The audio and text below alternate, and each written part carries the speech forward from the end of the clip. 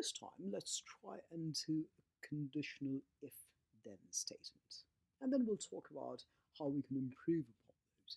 So, suppose we want to know, we want to create a new column where we want to say, create a text out of these numbers. So we create, suppose, conditional if then.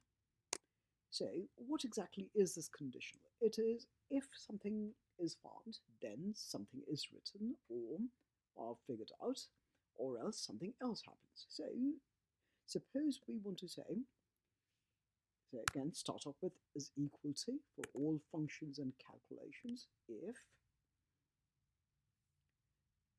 let's suppose if the body of a certain grape is greater than 7, then let's say it is full body.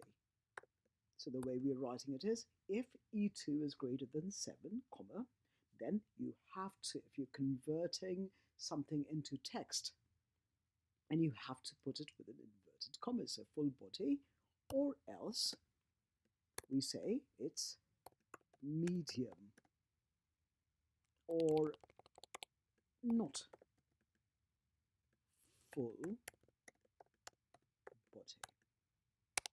And then close. So again, if E2 is greater than 7, so if body of that particular grape is greater than a value of 7, then write full body, or else write not full body. And both full body, because they're text, they have to be within inverted commas or quotation marks. And click enter. And says, all right, this matches. Next one. Again, if we want to put it through, we simply move our cursor. So I'll just increase them. I'll zoom it out a bit and say, let's try out this whole set. We could do that. And this is, again, 6. So it says it's not full body.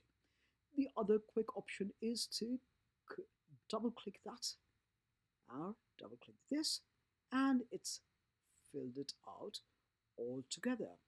If we do want to do a quick filtering, we could simply go into something such as data autofilter, and we do it in an ascending order, which when we close it, it tells you which ones are full body and which ones are not full body. So we can immediately take a look and say, in general, Sangiovese, Pinot Noir, Merlot, Grenache, Carmenere, Carignan, Cabernet Franc are not totally full-bodied wines. They're either medium-bodied or, sort of light-bodied wines, but the others are. So that's one way to tackle it.